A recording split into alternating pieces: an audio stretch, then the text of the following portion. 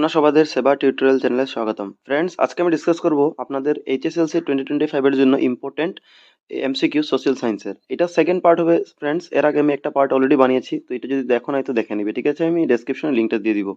দেখেন, আজকে 51 number question থেকে আমি আরম্ভ করব। এর আগে 50টা কোশ্চেন নিয়েছি। তো কোশ্চেনটা হচ্ছে, ক অংশের সঙ্গে খ অংশ মেলাও। দেখো, এখানে এ বি সি ডি দেওয়া আছে, এদিকে 1 2 3 4 মিলাতে আছে।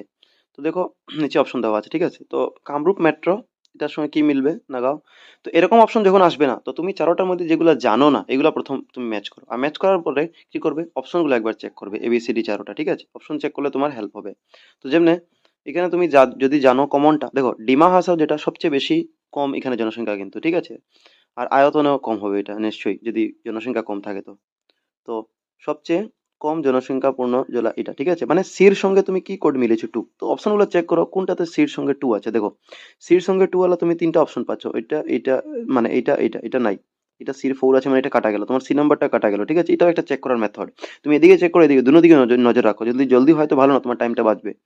এরপরে দেখো, নগাঁও। নগাঁও হচ্ছে সবচেয়ে বেশি যেটা জনসংখ্যাপূর্ণ জেলা, ঠিক আছে? তো অধিক জনসংখ্যা, মানে তুমি পেয়েছিলে যে সির টু আর বীর ওয়ান। তো দেখো কোন অপশনে সির টুর সঙ্গে বীর ওয়ান মিলছে, তো তুমি পেয়ে গেলে। দেখো আনসার, এটাতে বি থ্রি আছে, এটা হবে না, ঠিক আছে? এটা তো হবে না, এটা তো আগেই ছিল না। তো বীর ওয়ান, দেখো ডি নাম্বার পেয়ে গেছো, মানে তোমার আর চেক করার প্রয়োজন নাই। তবু তুমি একবার কনফার্ম হওয়ার জন্য, মানে কনফিউশন যাতে না হওয়ার জন্য তুমি একবার চেক করে নিবে আরো একবার। তো আমরা এটা ডি এখন পর্যন্ত ঠিকই হয়েছে, ঠিক আছে? এখন দেখো, এরপরে ডিমা হাসাও। তো ডিমা হাসাও কি, এটা আমি প্রথমেই বললাম যে সবচেয়ে কম। এরপরে তোমার কার্বি আংলং, ঠিক আছে? তো কার্বি আংলং কি হবে, এটা সবচেয়ে বেশি আয়তন। তো সবচেয়ে বেশি আয়তন মানে ডির থ্রি। তো দেখো তুমি এই যে ডির থ্রি যেটা পেয়েছিলে, হ্যাঁ ঠিকই আছে, এটা ডি থ্রি আছে, ঠিক আছে? আর কামরূপ মেট্রো কি হবে, তো একটাই বাঁচলো, তো এটা হবে আহ অধিক জনবসতি পূর্ণ জেলা, ঠিক আছে? অধিক জনবসতি। এখন দেখো, নগাঁওটা হচ্ছে অধিক জনসংখ্যা, মানে পপুলেশন বেশি, মোস্ট পপুলাস ডিস্ট্রিক্ট। আর জনবসতি মানে ডেন্সিটি, পপুলেশন ডেন্সিটিটা বেশি কামরূপ মেট্রো, ঘন ঘন মানুষ থাকে, ঠিক আছে? তো এটা মনে রাখবে। তো অপশন নাম্বার ডি কারেক্ট হবে, ঠিক আছে? এরকম মিলাবে তুমি। নেক্সট দেখো, আবার ক অংশের সঙ্গে খ অংশ মিলাও। ফ্রেন্ডস, এগুলো কোশ্চেন তোমাদের প্র্যাকটিসের জন্য আনছি, স্যাম্পল পেপার হিসাবে, যাতে তোমরা এক্সামে যাওয়ার কোনো প্রবলেম না হয়, যাওয়ার আগে প্রিপেয়ার্ড হয়ে যাও 100%, ঠিক আছে? আমি আরো কোশ্চেন আনবো তোমাদের জন্য। কাইন্ডলি ভিডিওটা লাইক করো যদি ভালো লাগে। এরকম করলে কি হয়, আমাদের motivation pi as a teacher, তো ভালো লাগে আমি যে স্টুডেন্টদের জন্য যেটা আনছি তোমাদের কাজে আসছে, ঠিক আছে? এখন দেখো, জাতীয় সম্পদ, জৈব সম্পদ, আবার চারটা কোড আছে। তো দেখো, এইটা মিলাবারও টেকনিক আছে। তো প্রথম তুমি যেটা জানো এটা মিলাও। এখন যদি একটাও না জানো তো অসুবিধা হবে, তো তোমাকে তুক্কা মারে আসতে হবে এক্সামে, ঠিক আছে? তো এটা জানার আগে তোমাকে কাম করছি, আমি একটা চার্ট দেখাচ্ছি তোমাদের, ভূগোল বুকের প্রথম চ্যাপ্টার থেকে এটা দিয়েছে, দেখে না কইতে দিয়েছে।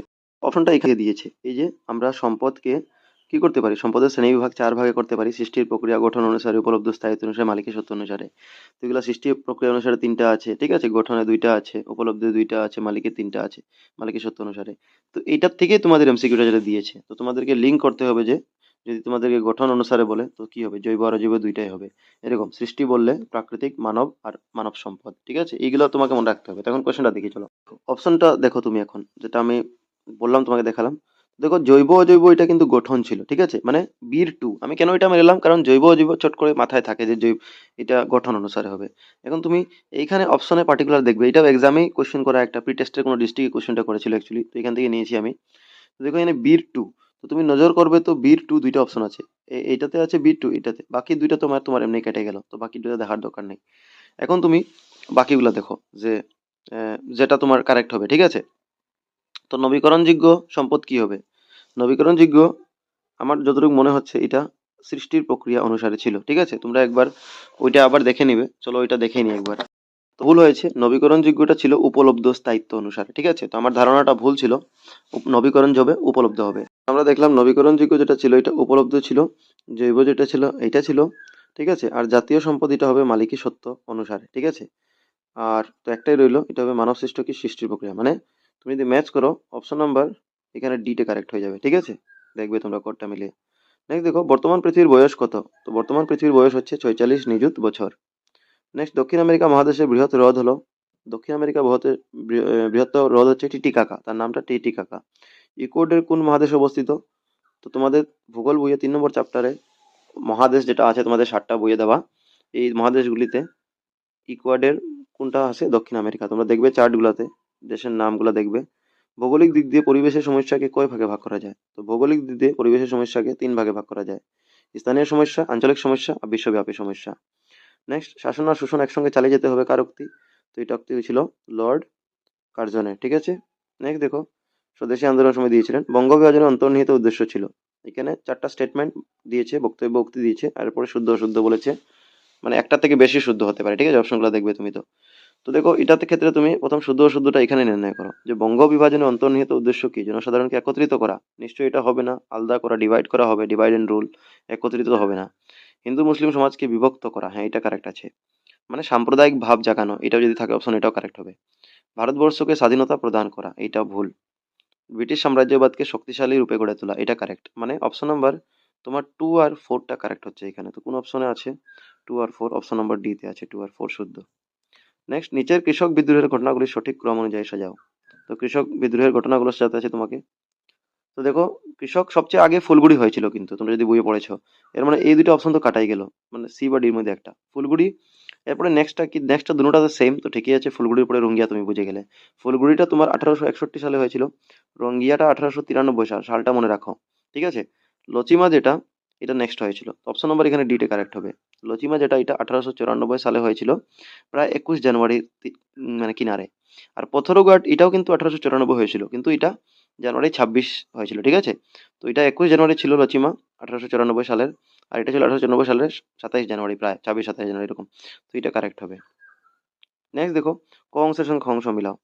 তো এটা দেখো, আহ এটাই তুমি মিলাও। বৃহত্তর খাদ্য পার্ক, এটা নাথকুচি। চা শিল্প পার্ক, টি পার্ক যেটা ছয়গাঁও আছে। প্লাস্টিক পার্ক, এটা গেলাপুখুরিতে আছে। আর জৈব প্রযুক্তি পার্ক, এটা আইআইটি গুয়াহাটি বা উত্তর গুয়াহাটিতে আছে, ঠিক আছে। আইআইটি গুয়াহাটি যেখানে উত্তর গুয়াহাটিতে অবস্থিত। তো মানে এর 2 আর বির 1, দেখো এর 2 বি 1 এটাতেও আছে। এরপরে সির 4, হ্যাঁ ঠিক আছে। এরপর ডির 3, হ্যাঁ। তো এটা তো মিলে গেল, প্রথম অপশনটাই কারেক্ট। নেক্সট দেখো, নিরাপত্তা পরিষদের স্থায়ী সদস্য। তো নিরাপত্তা পরিষদের 5 জন স্থায়ী সদস্য আছে, ঠিক আছে, আরো 10টা অস্থায়ী আছে। তো স্থায়ী সদস্যগুলোর নাম তোমাদেরকে বলে দিই। এখানে চাইনা আছে, ঠিক আছে, আমেরিকা আছে, এরপর তোমার রাশিয়া আছে, ঠিক আছে, এরপর তোমার ব্রিটেন আছে, এটা আছে। আর কি বললাম? চায়না, আমেরিকা, রাশিয়া, ব্রিটেন আর ফ্রান্স, ঠিক আছে, এই 5টা কান্ট্রি আছে, ঠিক আছে। তো এই 5টা কান্ট্রির মধ্যে দেখো, এখানে স্থায়ী সদস্য ভারত তো হবেই না, ফ্রান্স কারেক্ট আছে, চীন কারেক্ট আছে, ইতালি নাই। এবার অপশন নম্বর 2 আর 3 কারেক্ট, কেবল 2 আর 3 কারেক্ট, মানে অপশন নম্বর বিটা কারেক্ট। নেক্সট দেখো, মুদ্রার ক্রমবিকাশের শুদ্ধ ক্রমটি কি? তো মুদ্রার ক্রমবিকাশের শুদ্ধ ক্রমটা কি হবে দেখো। আচ্ছা, অপশনটা নিতে একটু গন্ডগোল হয়ে গেছে এখানে। তো এটা অপশন নম্বর এটা কারেক্ট হয়ে যাবে। বিনিময় প্রথা, জন্তুমান, ঠিক আছে, এরপরে অমুদ্রিত ধাতুমান, এরপরে ধাতুমান, কাগজি মুদ্রা, ঠিক আছে। তো এটা হবে। সার্কের মুখ্য কার্যালয় অবস্থিত। তো সার্ক যেটা আছে, তার মুখ্য কার্যালয় কাঠমান্ডুতে অবস্থিত। সার্কের ফুল ফর্ম সাউথ এশিয়ান, ঠিক আছে, association, south Asian association for regional cooperation, regional cooperation. Question friends, বলছে ভারতের সংবিধানের খসড়া কমিটির সভাপতি কে ছিলেন? তো সভাপতি যদি বলে খসড়া কমিটির, এটা হবে রাজেন্দ্র প্রসাদ, ঠিক আছে। আর যদি অধ্যক্ষ বলে, তখন কি হবে? ডক্টর বি আর আম্বেদকর। নেক্সট দেখো, রঙালী বিহুর প্রথম 4 দিনের শুদ্ধ ক্রম। তো রঙালী বিহুকে আমরা জানি যে টোটাল 7টা ভাগে ভাগ করা যায়। তো এর মধ্যে গরু বিহু, মানুষ বিহু, ঠিক আছে, প্রথম ঠিকই আছে। এরপরে গোসাই বিহু, এরপরে কিন্তু কুটুম বিহু হয়ে যেত। এর মানে গরু, মানুষ, গোসাই, এরপরে কুটুম, এইটা শুদ্ধ হবে, ঠিক আছে। এরপরে আরো 3টা আছে, এগুলো বলে দিচ্ছি। এরপরে হবে চেনেহি বিহু, ঠিক আছে, এরকম বলে চেনেহি বিহু। এরপরে তোমাদের মেলা বিহু বলে এটাকে। আর এরপরে চেরা বিহু বলে বলে, ঠিক আছে। তো এই 7টা আছে। তো এখানে 4টা বলেছিল শুদ্ধক্রম, এটা হবে। তোমরা এটা ডেফিনেটলি মনে রাখবে, ইম্পর্টেন্ট। নেক্সট দেখো, ক অংশের সঙ্গে খ অংশ মিলাও। SBI, state bank of India, ঠিক আছে। এরপর তোমাদের আছে আইডিবিআই। তো আইডিবিআই যেটা আছে, এটা 1964 সন হবে। নাবার্ড, এটা 1982 সন হবে। সিডবি যেটা, এটা 1990 হবে। আর আচ্ছা, এটা এসবিআই না, এটাকে আরবিআই হবে, ঠিক আছে, এটা আরবিআই হবে। আরবিআই হবে 1935। তো এটা শুদ্ধ হবে। মানে 1 এর 2 আর বি এর 1। দেখো 1 এর 2 কোনটা আছে? তো 1 এর, আচ্ছা, অপশনগুলো একদম কারেক্ট হয়নি। 1 এর 2 মানে ধরে নাও 1 এর বিটা, এটা ধরে নাও, ঠিক আছে, 1 এর 2। এরপরে 2 নম্বর যেটা, এটা 1 আছে, ঠিক আছে, 2 1, ঠিক আছে। এরপরে 3 যেটা এটা ডি আছে, হ্যাঁ ঠিক আছে, এটা অপশনটা কারেক্ট হবে। এরপরে 4 এর সি, হ্যাঁ এটা অপশন অফ বিটা কারেক্ট হয়ে যাবে। নেক্সট দেখো, মুদ্রার বৈশিষ্ট্য সমূহ কি? তো মুদ্রার সাধারণ গ্রহণযোগ্যতা থাকতে হবে, কারেক্ট। মুদ্রার শনাক্তকরণ সহজ হতে হবে, কারেক্ট। মুদ্রা সহজে নষ্ট হয়ে যায় কোনো সামগ্রী হতে পারে না, ঠিক আছে। হতে পারে বললে ভুল হতো, পারে না বলেছে শুদ্ধ। মুদ্রার তারিত্যগুলো থাকতে হবে না, এটা ভুল। হবে যদি বলতো তো কারেক্ট হতো, হবে না তো correct। মানে 1 2 and 3 ইজ কারেক্ট। তো 1 2 3 শুদ্ধ এটা। নেক্সট, নিচে তেল শোধনাগারে বছরে তেল শোধন করা ক্ষমতাগুলি ক অংশের সঙ্গে খ অংশ মিলাও। তো এটা মিলাতে আছে। তো দেখো, যেটা সবচেয়ে হাইয়েস্ট 3 নিযুত মেট্রিক টন, এটা তোমরা মনে রাখবে, এটা ডেফিনেটলি মনে রাখবে, এটা নুমলিগড়, ঠিক আছে, সবচেয়ে হাইয়েস্ট। 2.4 এটা বঙ্গাইগাঁও, 0.7 এটা ডিগবয়, আর 1 নিযুত এটা একটাই বাঁচলো, গুয়াহাটি হবে, ঠিক আছে। এর মানে যদি অপশনটা মিলাই, ডির 1 আর এর 2, দেখো এর 2 ডির 1, হ্যাঁ এই অপশনটাতে আছে এর 2 ডি 1, বাকি বির 3, ঠিক আছে, ঠিকই আছে, হ্যাঁ এটাই হবে। নেক্সট দেখো, ব্রহ্মপুত্র নদীর নাব্য জলপথের দৈর্ঘ্য, তো এটা হবে 891 কিলোমিটার, ঠিক আছে, 891। তো অপশন নম্বর বিটা কারেক্ট হয়ে যাবে। এটা ধুবড়ি থেকে সদিয়া পর্যন্ত অবস্থিত। এছাড়া বরাক আছে, এটা 121 কিলোমিটার, বরাক নাব্যপথের জলপথের দৈর্ঘ্য। নেক্সট, হেমকুশ প্রকাশে অগ্রণী ভূমিকা নেওয়া অনুষ্ঠানটি কি? তো এটা হবে অসমীয়া ভাষা উন্নতি সাধিনী সভা, যেটা 1888 সালে গঠন হয়েছিল, ঠিক আছে। কিন্তু এটা ভূমিকা নিয়েছিল হেমকুশ প্রকাশে অগ্রণী। উত্তর পূর্ব ভারতের একমাত্র এবং প্রথম বৃত্তিমুখী বিশ্ববিদ্যালয়, তো একমাত্র বলেছে এবং প্রথম বৃত্তিমুখী বিশ্ববিদ্যালয়, এটার নাম অসম কৃষি বিশ্ববিদ্যালয়। অসম কুশল কোরকে ফাঁসি দেওয়া হয়েছিল কোন বিদ্রোহে?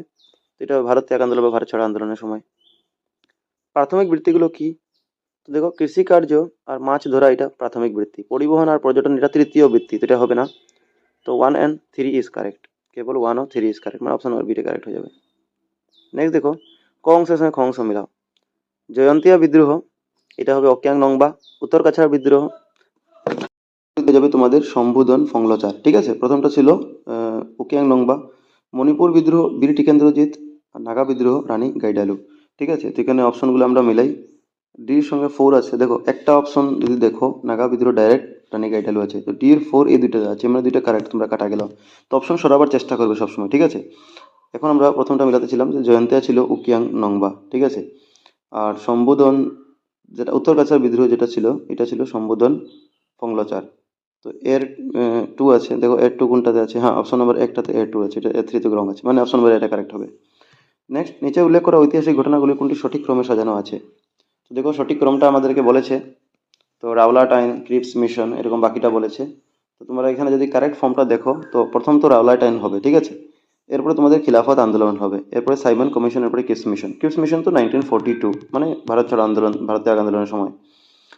রাওলাটাইন তো 1919 প্রায়, 1917 অ্যাকচুয়ালি আরম্ভ হয়েছিল, 1919 হয়েছে। খিলাফত আন্দোলন এর জাস্ট পরেই, তোমরা বইয়ের ক্রম অনুযায়ী দেখবো সাইমন কমিশন এর পরে, ঠিক আছে, সিরিয়াল। তোমরা বইয়ে দেখবে প্রথম রাওলাটাইন বিষয় মেনশন আছে, তো এরকম করে তোমরা করবে। নেক্সট দেখো, বৃহত্তম থেকে ক্ষুদ্রতম ক্রম অনুযায়ী পৃথিবীর প্রথম 4টি মহাদেশ।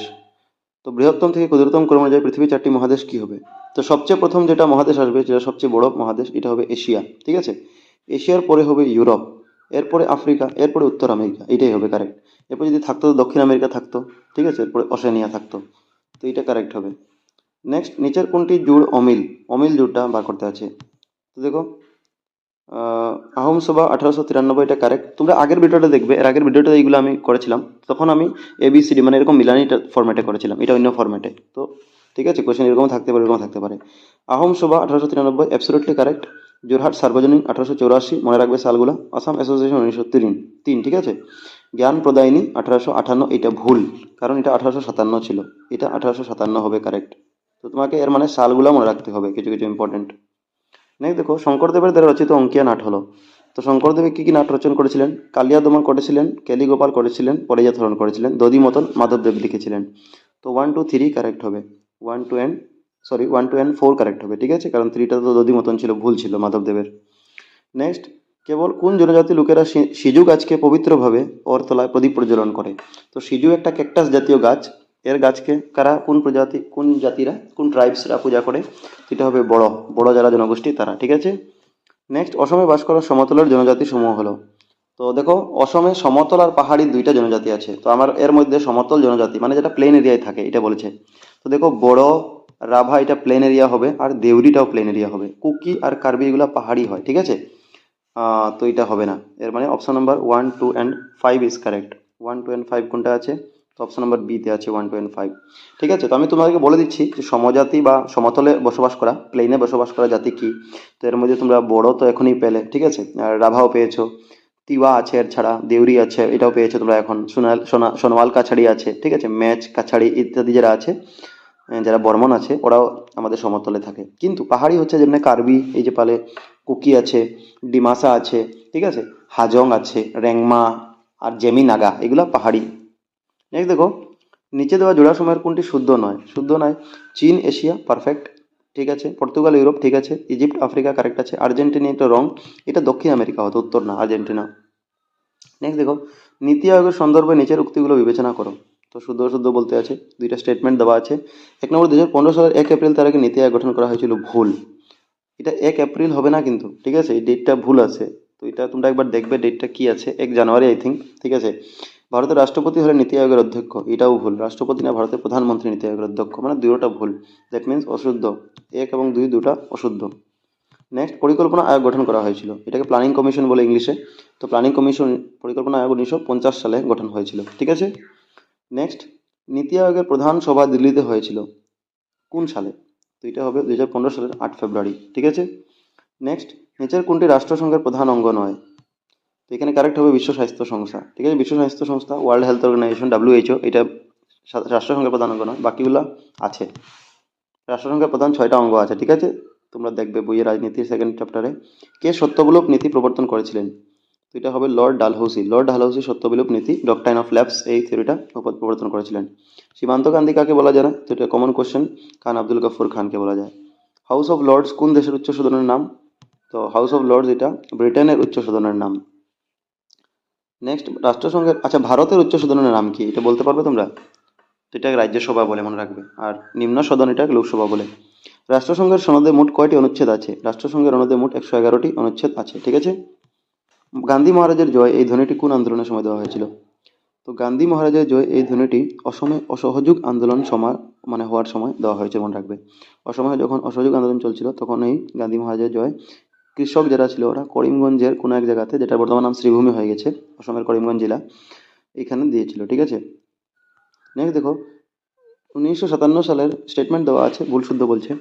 1957 সালে অসমের বিদ্রোহ অসমের অভিজাত শ্রেণীর নেতৃত্বে হয়েছিল, ঠিক আছে, মনিরাম দেওয়ান অভিজাত শ্রেণী ছিলেন, মানে একটু ধনী শ্রেণীর। হিন্দু মুসলিম এই বিদ্রোহের মাধ্যমে একত্রিত হয়েছিল, ঠিক আছে, সবাই একত্রিত হয়েছিল, ঠিকই আছে, কিন্তু উদ্দেশ্য ছিল না অবশ্যই। এটা যদি বলে উদ্দেশ্য ছিল একত্রিত করা, এটা উদ্দেশ্য ছিল না। উদ্দেশ্য ছিল যে অসমে কিভাবে রাজতন্ত্র প্রতিষ্ঠা করা, অসমে একজন রাজাকে হওয়া, ঠিক আছে, যেমন কন্দর্পেশ্বর সিংহ ছিলেন। তো এমনি এটা শুদ্ধ হবে যে একত্রিত হয়েছিল এটার মাধ্যমে। তো option 1 and 2 both are correct.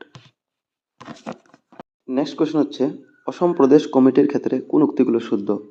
তো কোনটা শুদ্ধ দেখো, প্রথম সভাপতি ছিলেন অসম কংগ্রেস কমিটির কুলধর চলিহা, ঠিকই আছে, আমরা আগের ভিডিওতে পেয়েছিলাম যে সভাপতি কুলধর চলিহা আর সম্পাদক নবীনচন্দ্র বরদলৈ। প্রথম নির্বাচিত সভাপতি ছিলেন নবীনচন্দ্র বরদলৈ, এটা ভুল, ঠিক আছে, এটা যদিও সম্পাদক ছিলেন আমরা পড়েছিলাম নবীনচন্দ্র, কিন্তু নির্বাচিত সভাপতি বিষ্ণুরাম মেধি ছিলেন, নবীনচন্দ্রটা ভুল হয়, বিষ্ণুরাম মেধি হলে কারেক্ট হতো। এর তত্ত্বাবধানে মহাত্মা গান্ধীকে অসমে অসহযোগ আন্দোলন করার জন্য আমন্ত্রণ করা হয়েছিল, ঠিক কথা। আর মহাত্মা গান্ধীকে 1921 সালে আমন্ত্রণ করা হয়েছিল অসমে, অসমে তিনি 1921 সালে এসেছিলেন। এরপরে এর 41তম বার্ষিক অধিবেশন পাণ্ডুতে হয়, এটাও কারেক্ট আছে, গুয়াহাটির পাণ্ডুতে। এর মানে অপশন 1, 3 আর 4 কারেক্ট, ঠিক আছে। তো 1, 3 আর 4 কারেক্ট। দেখো ফ্রেন্ডস, নেক্সট কোয়েশ্চেন, অসমের দীর্ঘতম রাষ্ট্রীয় পথটি? তো এটা হবে NH-37, ঠিক আছে, রাষ্ট্রীয় পথ 37। আগের ভিডিওতে একটা কোশ্চেন দিয়েছিলাম যে গুয়াহাটির থেকে শিলং একটা ছিল, এটা ন্যাশনাল 40 ছিল, ন্যাশনাল হাইওয়ে, কিন্তু এটা আছে দীর্ঘতম, তো ন্যাশনাল 37 হবে ন্যাশনাল হাইওয়ে, ঠিক আছে, অসমের দীর্ঘতম রাষ্ট্রীয় পথ। কোন শহরকে অসমের ম্যানচেস্টার বলা হয়? তো শুয়ালকুচি যেটা আছে এটা অসমের ম্যানচেস্টার বলা হয়। নেক্সট, রাষ্ট্রসংঘের বর্তমান সচিব প্রধানকে? তো বর্তমানে সচিব প্রধান হলেন আন্টোনিও গুটেরেস, যিনি পর্তুগাল দেশের নাগরিক, ঠিক আছে। আর যদি বলে প্রধান সচিব রাষ্ট্রসংঘের, তখন হবে ট্রাইবো হালডানলি, যিনি নরওয়ে দেশের নাগরিক, এটা মনে রাখবে। তো বর্তমান হবে আন্তোনিও গুতেরেস। মুখ্য কার্যালয়ের সঙ্গে কিছু আন্তর্জাতিক অনুষ্ঠানের নাম দেওয়া আছে, ক অংশের সঙ্গে খ অংশ মিলাও। তো দেখো, এখানে তোমরা মিলাও, ফিফা যেটা আছে এটা ফুটবলের মেইন যেটা বডি, ঠিক আছে, সবচেয়ে বড় হেড বডি যেটা ফিফা, এটা আছে, এটা হবে তোমার জুরিক, ঠিক আছে। নাটো যেটা, এটা ব্রুসেলস। ICC এটা দুবাই, এটা বইয়ে তোমাদের ডর সহকারে দেওয়া আছে, দুবাই আর দুবাই একই কথা। এরপরে ইউএনও নিউ ইয়র্ক। তো তোমরা একের সঙ্গে টু, বিয়ের সঙ্গে ওয়ান, ঠিক আছে, একের সঙ্গে টু, বিয়ের সঙ্গে ওয়ান কোন অপশনে আছে? একের সঙ্গে টু, বিয়ের সঙ্গে ওয়ান, দেখো একের সঙ্গে টু তো এটাতে আছে, এটাতে আছে, আবার বিয়ের সঙ্গে ওয়ান আছে। আচ্ছা, এখানে একটু গড়বড় হয়ে গেছে তো অপশন, তোমরা অপশনটা ঠিক মতো মিলিয়ে নি, বাকি তোমাদের আনসার আমি বলে দিচ্ছি কি হবে কি না, ঠিক আছে। আবার বলে দিই, UNO New York, ICC Dubai, FIFA Zurich, NATO Brussels, ঠিক আছে, এটা হবে। নেক্সট দেখো, ত্রয়োদশ পঞ্চবার্ষিকী পরিকল্পনার সময়সীমা ছিল। দেখো ফ্রেন্ডস, এখন পর্যন্ত ভারতে দ্বাদশ পর্যন্তই অ্যাকচুয়ালি পরিকল্পনা ছিল, এরপরে তো নীতি আয়োগ গঠন হয়ে গেল, ঠিক আছে। পরিকল্পনা আয়োগ যেটা, এটা গঠন হয়েছিল 1950 সালে, ঠিক আছে, কিন্তু পরিকল্পনা আয়োগ শুরু হয় 1951 সালের মানে 1 এপ্রিল তারিখে, ঠিক আছে। তো দ্বাদশ পরিকল্পনা পর্যন্ত এটা চলেছিল। তো দ্বাদশ পরিকল্পনাটা হওয়ার কথা ছিল 2012 থেকে 2017, ঠিক আছে, কিন্তু এর মধ্যেই সরকার চেঞ্জ হয়েছিল, কারণ 2012-তে তো কংগ্রেস সরকার ছিল, বিজেপি সরকার আসার পরে 2014-য়, 2015 এটা নীতি আয়োগ নাম বদলে হয়ে গেছিলো, কিন্তু আগের নির্ধারণ অনুযায়ী দ্বাদশ পরিকল্পনা চলছিল ওই সময়, 2012 থেকে 17 সময় ছিল। তো ত্রয়োদশ এখন পর্যন্ত আসেনি, কিন্তু তোমাদের অপশনে দেওয়া আছে চারোটাতে, ঠিক আছে, তো আমাদের ক্লিক করতে হবে। তো ত্রয়োদশ যদি চলতো নিয়মে, তো 2017 পর থেকে চলতো, 5 বছর চলে, তো 2017, 18, 19, 20, 21, তো ঠিক আছে, মানে 22 বা 21 পর্যন্ত চলতো। তো এখানে অপশন নম্বর ডিটা তোমাদের সিলেক্ট করতে হবে, যদি এই অনুসারে দেখতে হয় পঞ্চবার্ষিকী পরিকল্পনা, ঠিক আছে, 17 থেকে। এখন দেখো, অসমের সবচেয়ে, কিন্তু দ্বাদশ এটাই মনে রাখবে যে দ্বাদশ পর্যন্তই ছিল পরিকল্পনাগুলি, যেটা পঞ্চদশ পরিকল্পনা। পঞ্চদশ মানে যেটা 5 বছর চলে, আর এই 5 বছরের ডিউরেশন হয় যে কোনো বছরের 1 এপ্রিল থেকে শুরু করে আরেক বছরের মার্চ 31 পর্যন্ত এই ডেটটা হয়, ঠিক আছে, একটা বার্ষিক বছর এটা, বা অর্থ বছর বলা হয়, ফাইন্যান্সিয়াল ইয়ার। নেক্সট দেখো, অসমের সবচেয়ে বড় কৃষিভিত্তিক উদ্যোগ কি? তো অসমের সবচেয়ে বড় যেটা কৃষিভিত্তিক উদ্যোগ, এটা চা উদ্যোগ, কারণ অসমে যেটা আছে সবচেয়ে বেশি চা যেটা আছে, এটার উপরেই, টি ইন্ডাস্ট্রির উপরেই মানুষ নির্ভরশীল। কৃষিও আছে, কিন্তু অপশনে তো কৃষি নেই, তো চা উদ্যোগ আমরা দেখবো। কোন সালে অসমে জনসংখ্যা বা আদমশুমারি হয়নি? এটা সেন্সাস হয়নি, তো অসমে 1981 সালে কোনো সেন্সাস হয়নি, জনসংখ্যা আদমশুমারি হয়নি। নেক্সট লাস্ট কোশ্চেন আজকের, উত্তর পশ্চিম সীমান্ত প্রদেশে আইন অমান্য আন্দোলন চালানো ক্ষুধার খিদমতগারের বা ঈশ্বরের সেবকও বলে কি নামে জানা যায়? তো উত্তর পশ্চিম সীমান্ত প্রদেশে, এটা মনে রাখবে যে তারা ঈশ্বরের সেবকরা আন্দোলন চালিয়েছিল, ঠিক আছে, কোন সীমান্তে? উত্তর পশ্চিম সীমান্ত। তো খুদের খিদমতগার বা ঈশ্বরের সেবকদের কি বলা হয়? তো এটা বলা হয় রেড চার্টস বলা হয়, ঠিক আছে, রেড চার্টস। আর এটা খান আব্দুল গফর খানের নেতৃত্বে চালানো হয়েছিল, ঠিক আছে। তো হোপ ফ্রেন্ডস, তোমাদের ভিডিওটা ভালো লেগেছে, কাইন্ডলি ভিডিও লাইক করবেন যদি ভালো লাগে। অনেক মেহনত লাগে এটা ভিডিও বানাবার জন্য, তোমাদের জন্য প্রস্তুত করছি, আগেও নিয়ে আসবো। Thank you for watching.